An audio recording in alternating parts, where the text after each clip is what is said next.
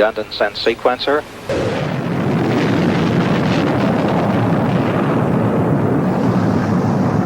Ladies and gentlemen, rock and roll.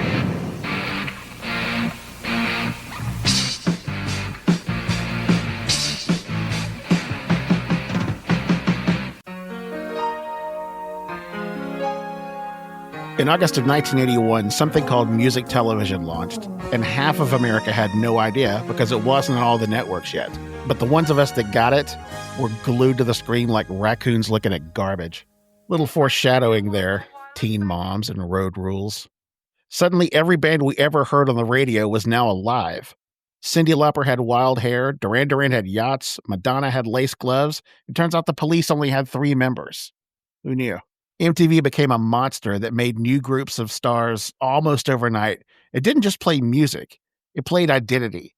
It was part babysitter, part style guide, and I finally learned what all those bands looked like, covering up the jean jackets of the kids out back of woodshop smoking.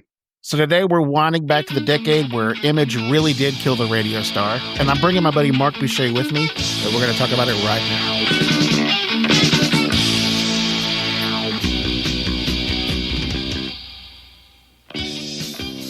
All right, welcome in, Mark.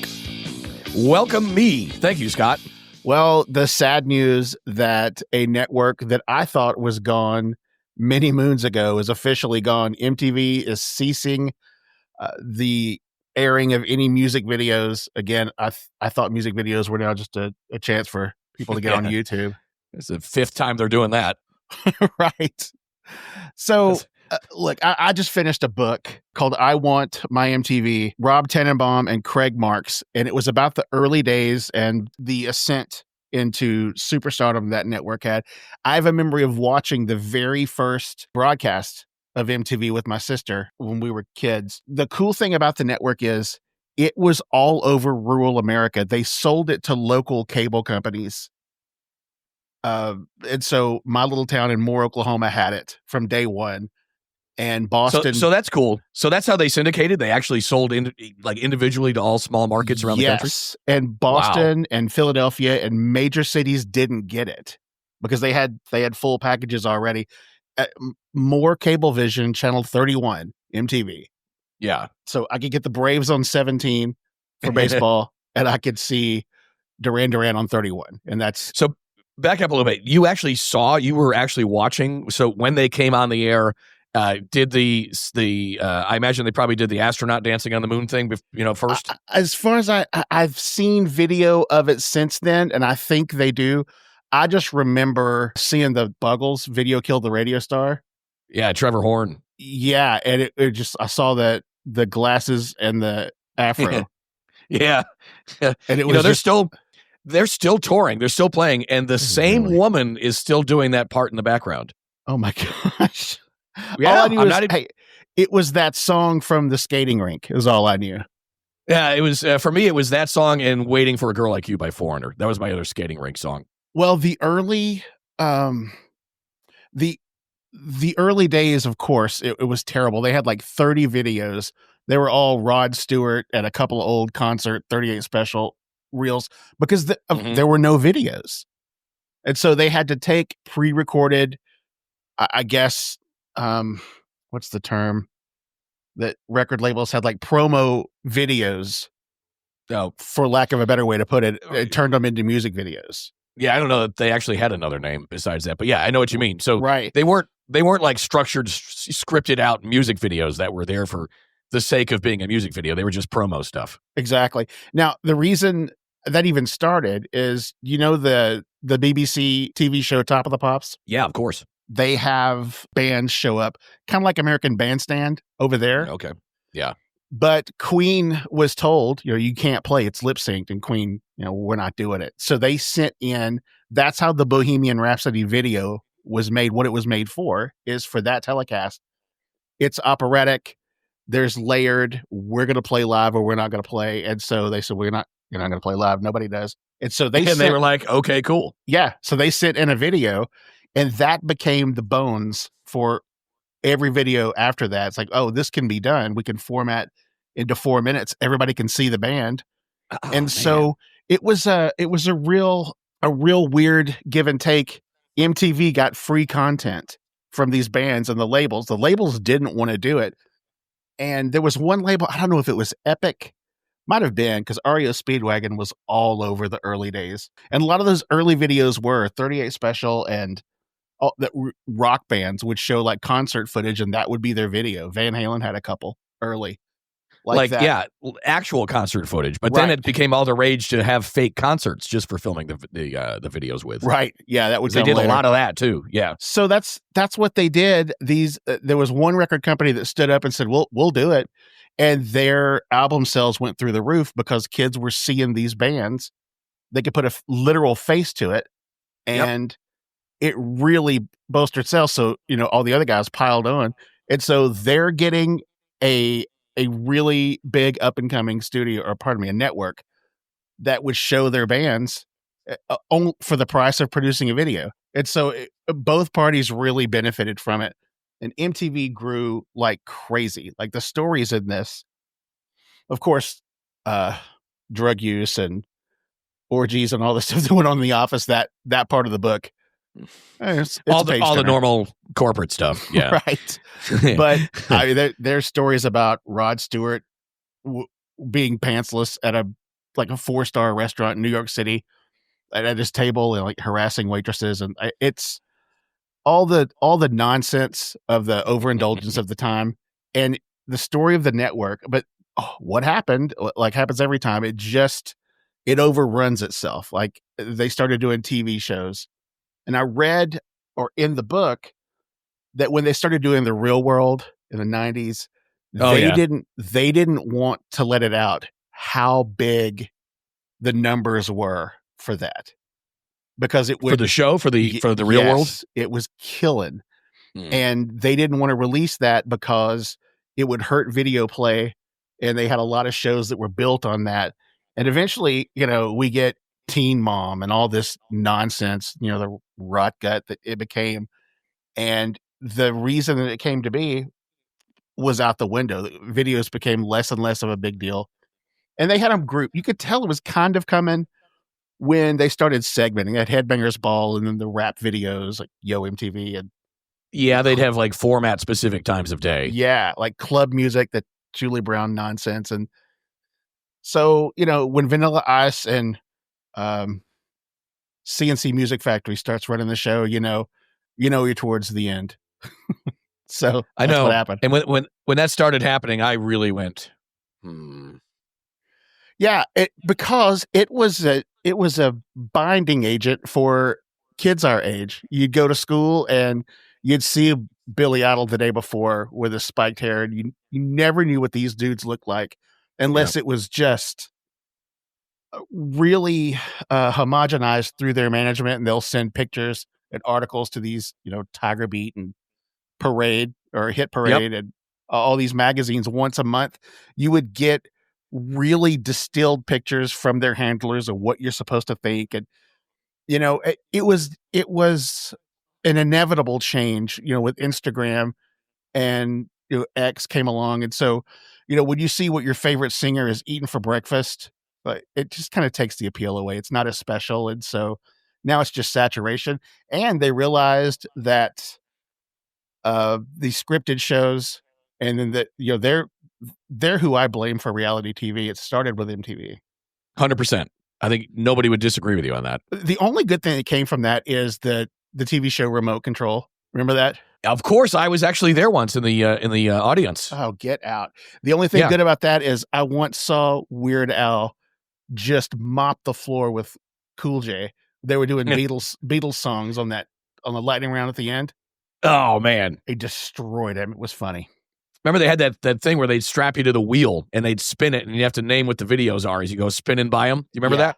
Yeah. Yeah, my college took a field trip to New York City, and we sat in and watched a taping of that show, and one of my buddies from college was on it. Oh, get out. No, that was pretty cool. That would have been fun. I didn't get picked, but it was still fun seeing a friend of mine up there. A lot of those shows, Remote Control, like we mentioned, and the start of reality TV. I think the Spring Break episodes, I think that spawned those Girls Gone Wild videos. Thank God. Oh my God. No, no, you can't do that. What? You Those can't. are you my can't do favorite that. videos. They, oh my god. I mean, I don't. I You know- still to this day don't know what happens after the 45 seconds into it. But We need Mark for these, but we have to take Mark with these. It's a, you get the good, you get the bad. Dang it. I said that remote control was the only good thing that came out of this, but without MTV and without the outlet for the early 90s nonsense, Yep. we may not have had Mike Judge the way we have him now. that is so true. And he's actually, I mean, especially nowadays, and recently, he is shaping social culture. Yeah. I mean, without Liquid Television, without them giving him the Milton character, which would become Office Space, of course, and then the latitude to do Beavis and Butthead, which, gave us Tom Anderson, which gave us Hank Hill. We wouldn't have Silicon Valley without him having that early foothold. Dude, you're so right. So there is an arc to MTV. And a lot of people say it was Live Aid, where, what was that, 1985? I can see that. And of course, that's, the Queen reunion where they had been squabbling. That's Bohemian Rhapsody movie really tells that story really well. Yeah, they tell it pretty faithfully too, from what I've heard. Yeah, a concert at Wembley, and then Veterans Stadium, I think, in Philadelphia. Simultaneous, they go to each continent back and forth. And then I think Phil Collins famously played both of them. Flew the Concorde, which was kind of cool. That was Phil Collins. Yeah, he played the two. That's amazing. Yeah, I mean, that was like the pinnacle. It was simulcast on radios across the world, and satellites were showing this network. I think back when Viacom still owned it.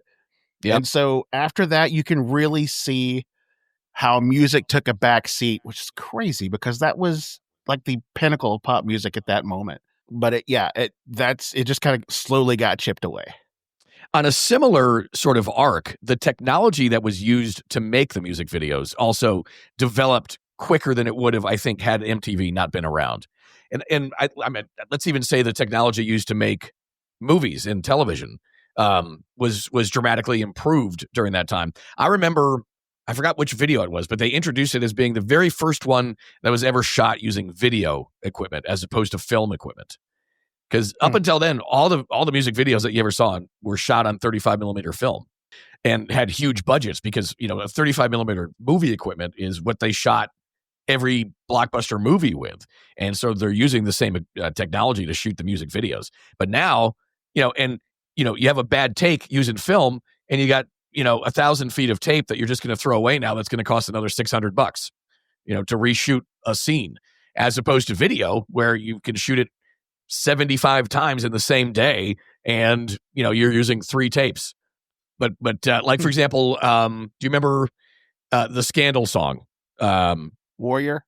Yeah, that one was famously shot on video, and you can tell if you look at it next to Thriller. The Thriller video was shot on film because that was basically a movie. But you just look at the quality between the two of them. But we have MTV to thank for a lot of the camera technology that we have now. All right, Scott weaseled me into cutting this commercial because, well, I used to do the radio thing and, well, he's lazy. So if you enjoyed the podcast, please send it out to your friends and hit up Apple, Spotify, and wherever you listen and give us a review. You know where you listen. This helps us build an audience. Also, YouTube, go there too. That's where you'll find the reels and other extra content. So check us out over there and at Free Nights and Weekends Podcast. And of course, like and follow us on Facebook. So drink all your milk, stay in school, don't do drugs, and of course, pity the fools. You know the drill. Now back to it. MTV kind of suffered during the hair metal days. You can take hair metal's demise and it turned, then grunge was at forefront. And then, the Matt Pinfield and Kennedy days of the 90s, where you could see it slowly declining. And a lot of that was because of the excess of the 80s. It got, a 9-minute November Rain video. Yeah. Like it just kind of became like way over the top and a spectacle for egos. And I think that the nation's tastes changed so rapidly with just from that over the top party excess to the grunge sound. And I think grunge in a way kind of put a knife into all of that, even the joy of music. Absolutely. Not to bury, put too much dirt on this thing. Let's go over the highlights. The glory days, I would say, what are the glory days of music video? 81 through 90? I would say yes. Lots of good ones before and after, or after that anyway. But I mean, the 80s by far, that decade smacked right in there. I think the best of the best. All right, let's do it. We're gonna we did this before with movies. We're not gonna spend a lot of time on this because top 10 lists are by its nature just made to be batted around and debated. Yeah, they're actually number 3 on things I've hate the most. You're higher than that on mine. So, given all that, how we don't like top 10 lists and how they're pointless, let's do our top 10 list. Let's, do you have yours in order? No, I couldn't. I don't either. I've got 10 that I think. Now, the criteria is some of these videos I despise, but they're on the list because these are the 10 videos that most reflect what music videos, particularly in the early days, were. That makes sense. And there's some groundbreaking stuff here and some old standbys. So I didn't include, I don't think any of my top 10 favorite songs / videos are on this because, some of my bands make crappy videos. Yeah, I think it's important to make a list like this. You do kind of have to stick to parameters and not necessarily on personal bias. That's that. All right. Top 10. Let's see.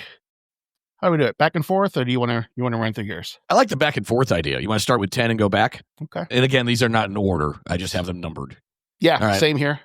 All right, here we go. Top 10 in no particular order. If we run across 2 that we agree on, we put that on the ultimate list, and then we will publish the list at the end of this thing. The first one I've listed, this goes into the category of a singer I don't love and a video that annoyed the crap out of me as a kid. Peter Gabriel's Sledgehammer. I have that on my list as well. I have Sledgehammer as my number 5 in no particular order. Right. It's like an art school fever dream, for all that, dancing frozen chickens. And they did that really cool stop motion effect, and it must have taken them forever to actually make that video. I heard that it took them almost a full year because they're drawing a roller coaster behind him and they're doing that hair gel thing where it looks like. And they're not trying to make it look real. It is like art school. No, cool. It looked exactly like they wanted it to look, and it was amazing and groundbreaking, and that needs to be on the consensus list. Okay. My number 2 is the pencil sketch romance. Aha. That's my number 1. Oh my gosh. Look at us. Now, the third one of the Michael Jacksons had to get in here. I think everybody would say, well, you got to make it Thriller. It was a movie. John Landis recorded or directed that. I don't know. It was a big deal. But the video, and I like Beat It as a video, as something to watch visually better. But I put Billie Jean on there because that was what I think that was the first thing that, wow, this guy's making great videos. The sidewalk squares light up. They would flip on every time he stepped on it. It told a story. It had the Michael Jackson mystique. Beat It was just in your face rock song. And then Thriller, of course, was an opus from that huge album. But I put Billie Jean on it. I don't have Billie Jean. I have Thriller, though. And for all the same reasons, just substitute Thriller. Thriller, both of those, though, Thriller and Beat It and Billie Jean, not necessarily my favorite songs. I liked them. I mean, great songs. No. Not in my top, not in my Desert Island list. But when the videos came on, no matter what I'm doing, I couldn't go back to what I was doing until I finished watching the whole thing. They named the video category Best Video after Michael Jackson after this album. Like a couple of years later, it was the Michael Jackson Video Vanguard. I don't remember what it was called, but his name is on the little. Oh, that's cool. Yeah, it is. You know what? So if we've got to come to a consensus there, look, you don't have to twist any arms to say Thriller. It was a TV show. It was, so it's on the list. Good. Next one is early CGI meets kind of an MTV sense I have of humor. This one too. Money for Nothing. Yeah, that's on my list as well. Yeah, Do that's you my really? number 3. Yep. Dang. Okay. Another one that was actually absolutely groundbreaking for a huge Michael Jackson-esque Yep. career. This was never my thing, man, but I've got Like a Virgin from Madonna. I remember that. Is that the one? No, I'm thinking of Material Girl, where she's on this, like, it's like a 40s movie set. Yeah, it was almost a step-by-step Marilyn Monroe exactly. Yeah, that was remake. Material Girl, I believe. Yeah. Yeah, you make a case for that one too. I know you're not pitching it, but that might be. Yeah, it's another good one. I actually don't have any Madonna on my list. The most expensive detention slip ever filmed, Hot for Teacher, Van Halen. I think I have that. Let me go back to my list. Yes, I do. Hot for Teacher. Sure do. This is gonna be easy. Let's see. Next, I have Cyndi Lauper. Girls Just Want to Have Fun.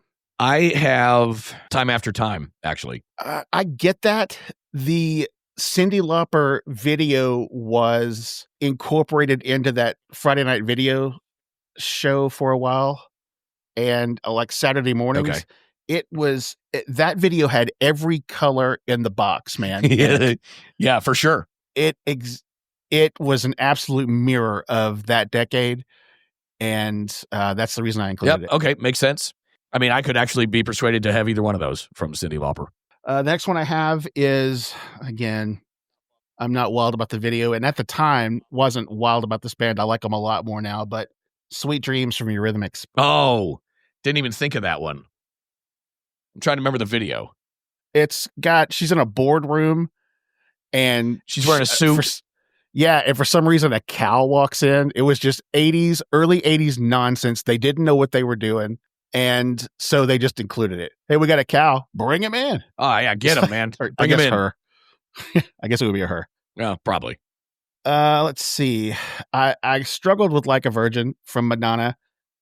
But I have, and this is very early MTV, Physical from Olivia Newton-John. Yes, and I would lump that in almost as a tie if you're going to go for that one. The Michael Sembello song from the movie. What was that? I don't know, nerd. Maniac. Oh, yeah. Yeah, remember the video from, Oh, Flashdance? That's from Flashdance. Yeah, thanks. Yep. I can't think of that without thinking of Tommy Boy being covered up. Getting squirt with water at the gas station. Yeah. All right, finally. Dude, I've got Tonic Catane on the Jaguars. Whitesnake, here I go again. I have not got that one, and again, I'm ashamed. Dude, if there is a video that captures an entire genre hair metal, it's Tawny on those Jaguars doing the splits in that white dress. Oh yeah, well, yeah. So that's on the, I will fight you if that's not on the list. Put on a list. I'm not up for a fight today. Do it. All right, what did I miss? Let's see. Going down, I've got Take On Me, which we did. You got Money for Nothing. Here's the ones that we did. Sledgehammer, Hot for Teacher, Thriller. Okay, here's the ones you have not mentioned yet. Don't You Forget About Me, Simple Minds. The song is absolutely a snapshot of that decade. Yep. And the video, I think the video is kind of forgetful. It is. But it was and the reason I put it on here, it's a standard cookie cutter video of the band playing the song in, I don't know, a warehouse or something. Who knows? But it was done so well. And I think a lot of it is because as a musician, a budding musician at that in the 80s, it showed it was done so well that you could see the chords the guitar player was playing. You could see the little riff the drummer was hitting, and it matched. And so it kind of taught you how to play the song in the video. And that hit me personally. So I think that's why that's on my list. If that's your criteria for there, I would have Every Breath You Take. The same deal with the three of them in a big like train station, black and white. You could see the finger placement on that stand-up bass. You could see the Stuart Copeland. I would put that in before I had that one. Okay. Before I had yours. I don't disagree. But personally, the Don't You Forget About Me video had that effect on me. And I remember the Police video, but it didn't hit me the same way. You know, that video, the one that you described, it's like Crowded House. And a lot of those English 80s bands just kind of sat around and moped. And I don't know. It just didn't do it for me. And Thompson Twins. Maybe. Yeah. All right. What else you got? Woe is me, Pop. Right. Addicted to Love, Robert Palmer. I'm going to tell you something. Come on. There is a rock station in Oklahoma City I was listening to.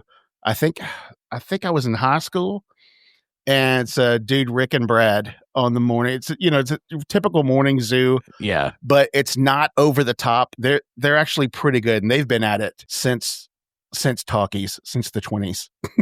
They've been at it forever. And like I'm 80 years old, and I listened to them when I was in high school. And they're still on the air. I think they are. They interviewed him, Robert Palmer, and they were talking about the one kind of chesty bass player. And one of them said, what was her name? And Robert Palmer said, I don't know. And that's when I became a Palmer fan. Like, all right. Dude, I don't know. I get it. Yeah. But I mean, obvious reasons why that one's on my list. Yeah. Boy, that's a good one. That's the bass player, pretty much. Yeah. Right. I've got a Cars song. One of the ones from the Cars. I know what you're going to say, and it is on my honorable mention list. It is just a psychedelic video with like car parts floating around and wide angle close-ups of Rick Ocasek's face that want to make you just jump through a window. Right. It was You Might Think by the Cars. Yes, where he's a fly. Yeah, he's a fly, and they're on a bar of soap, and there's a periscope in the bathtub. Everything's just floating around all over the place. And you know what? We're gonna toss one of the original lists. That's going in. Okay, that's got to be cool. That was a thinking man's video is what that was. It was absurdist, like on purpose. It was it wasn't supposed to be like what are they tiny now? Like you were just part of on the ride on that one. Yeah, good call. Yep. The only other one, we double check. I got Hot for Teacher, Thriller, Time After Time. The only other one is Learning to Fly, Pink Floyd. Oh God. They're just so pretentious. Gilmore is one of the top 5 guitarists to ever pick up the instrument, but their fans, it's like, you ever met a Rush fan that like gets you in the corner like an Amway salesman and demands you love Rush? Their fans are the same way. That's every Rush fan, pretty much. Yes. Yeah. Right. Yeah. Did you see her touring again with a chick drummer? Dude. I am so excited about that. I actually know who she was. I knew who she was. What a clever way to finally get a girl at one of their concerts. I've seen that joke many times, and it's not wrong. I did not know. I thought that was my joke, honest to God. Okay. No, I've seen it in like every post online somewhere. Scroll down about halfway through the comments. Oh, they're going to finally get some girls at the concerts now. Man. Well, if Portnoy had been replaced in Dream Theater, it would have worked there too. Yeah. She is, though. I'm editing this. That's my joke. I'm editing it. People are going to think, that clever fat listen to him. I'm not that fat. Shut up. Stop it. Or that clever. I'm disappointed that's not my joke. Yeah. It's all over the place. That's staying in. It's all over the place. Yeah. But she, what is her name? I was aware of her before. Yeah. She played with Jeff Beck. Yep. Anyway, she is, if you go and look at some of her stuff, and I'm saying this completely objectively, I haven't heard anyone else say this, and this is just my own thought. Technically, she is possibly a better drummer than Neil Peart was. Oh my Lord. Yeah, I know. That's going to draw some criticism, but I'm not saying you sound like Rolling Stone when they had Joan Baez ranked ahead of Eddie Van Halen for best guitarists. You're just saying stupid things for stupid people. As humble as Neil Peart was, he would potentially even hear me out and investigate it to see if he agrees, and which he may. But I'm saying specifically, technically speaking, right? Where Neil Peart shined, where I don't think she shines, is that he wrote all their stuff and all their parts. He wrote the bass lines and a lot of the guitar parts. And I don't think she can do that. I think she's just an amazingly competent technical drummer, which is what they need. Do you know how many arguments over D&D boards with people in robes are having this same conversation right now? Yes. In fact, shut up, Brian. You smell like Clearasil, and you didn't bring the Cheetos. Yeah. Yeah. In fact, I got a bunch of friends coming over tonight at 8 to do exactly that. Oh my God. You're gonna play some D&D. We're gonna talk Rush drummers. All right. We got derailed here by your imbecilic comment that she's better than Neil Peart. I didn't say she is. I just said that I think it's possible that, technically speaking, only she could be. Oh my God. She could be better. What are you making a contract? Like, well, Article 6, Paragraph 5, Section 4 clearly states. Okay. Whatever. I don't even want to do this anymore. Lord. All right. So you might think is going, or I'm going to toss Like a Virgin. Yeah, that's the one I was going to say. What a hard choice to make, though. Hit the bricks, Supertramp. Get it? Yep. That's right, she's gone. Yeah. Okay. All right. Hit the bricks, Material Girl. We got the boys from Boston, I think. So that's a list. That's not bad, man. I've got one. I don't want to go through my whole honorable mention list, but I've got one that's an amazing video. That's one of the iconic videos that neither one of us brought up. And that was the Genesis, the Land of Confusion. Land of Confusion. I thought about that. There's I think a British TV show that has those puppets that are essentially caricatures. Yeah. I think they had those puppeteers do that video. Yeah. Yeah. They had Ronnie and Nancy. Yeah, Ronnie and Nancy in bed at the end. Yeah. Yeah, right. And they had Brezhnev.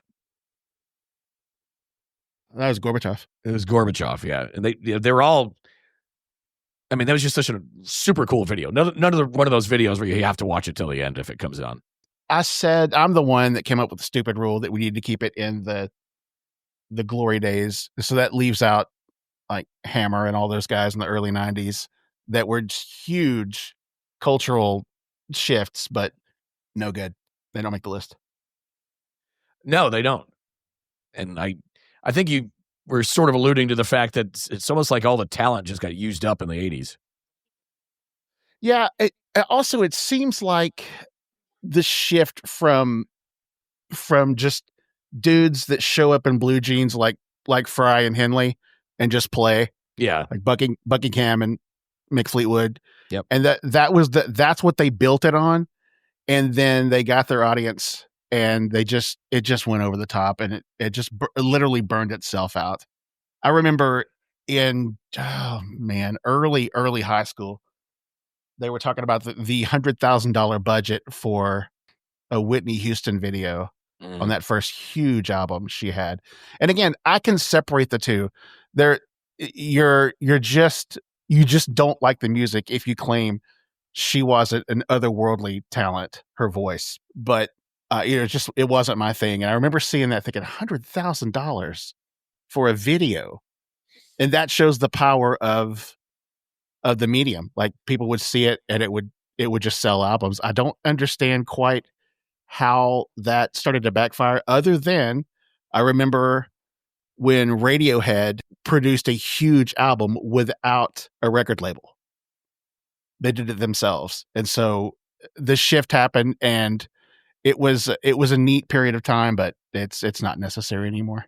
I agree. The 80s definitely had the creative arc that made the 90s possible, but then the 90s just didn't take it and run with it.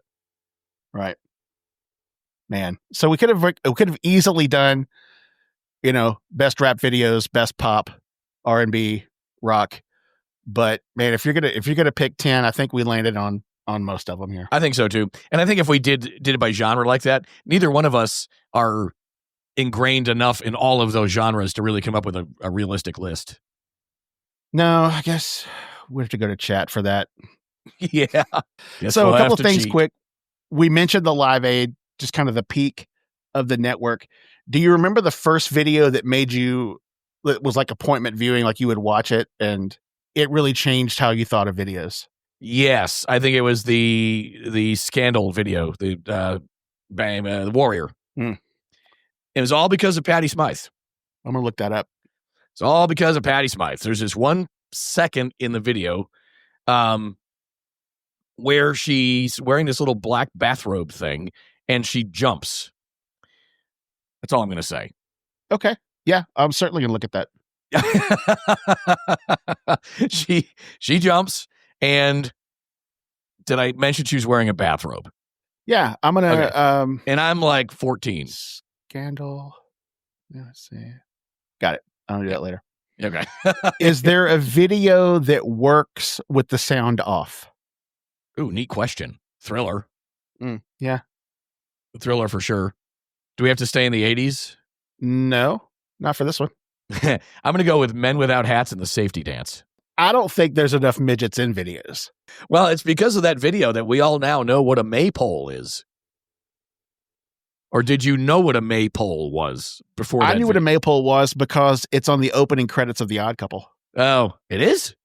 Yeah. There's a maypole? I don't remember that. Yeah, and there was an episode of Mad Men that had a maypole. Oh, all right. The kids. All right. So, but those came after Men Without Hats. The Safety Dance, man. You know, Aha works without the lyrics, without the song. Totally. You can see any part of that song and hear the part of the song that it is right now without the song playing. Yeah, for sure. Whip It. Oh, God, those hats. The cross-eyed lady and the hats. Yep. And in case you didn't know it was about Whip It, we've got Mothersbaugh out there with a whip, whipping it. just to make sure we understand that it's Whip It. Right. All right. I don't know what we've done here. I think we've opened up the story. Look. I got another one you can do without the sound on. Oh, what's that? Dancing in the Dark. Oh, I will not listen to or be around a Springsteen video without the sound being off. Oh, I can't stand him. Okay. I just can't stand the blue collar working man with his $3,000 ticket price. Like, shut up. I'm not fooling anybody. I can't stand him. I'm not. Yeah. Had you suggested that for the top 10, it would have been banned. It would have been. You would have been banned from this podcast for 30 minutes. Wow. Okay. Yeah. So you're not a Springsteen fan. I'm going to write that down. Oh, God, he can absolutely take 3 or 4 steps back and suck it. Like, get a running start at sucking it. Wow. Yeah, he's all right. Well, that's it, man. MTV taught an entire generation that music wasn't just something you heard. It turned basement bands into icons, and the VJs were adults to us, but they were college kids themselves. It was just something we all experienced together, and it's over. Nothing lasts forever. I had fun, Scott. Thank you. All right, bud. I appreciate it. I'm Martha Quinn. The music will continue nonstop on MTV Music Television, the newest component of your stereo system. I'll be with you right after Alan. I got a comment on the Radio Shack episode from some guy I don't know in Pomona or Corona, sometime in California. Yeah. And he said, "Oh, it's a Mark. All right, I'll listen." Like that's all he posted. Like, oh, okay. That's cool. That's kind of like being pissed off because that episode you just turned on is a Shemp. It's a Meg, a Family Guy. Right. This is a Shemp. I'm not doing this. All right. Let's watch it. I'll do it, but I'm not paying attention. It's a Shemp. That's a joke you can use less and less as the years go by. That's a shame. I know. All right, let's do the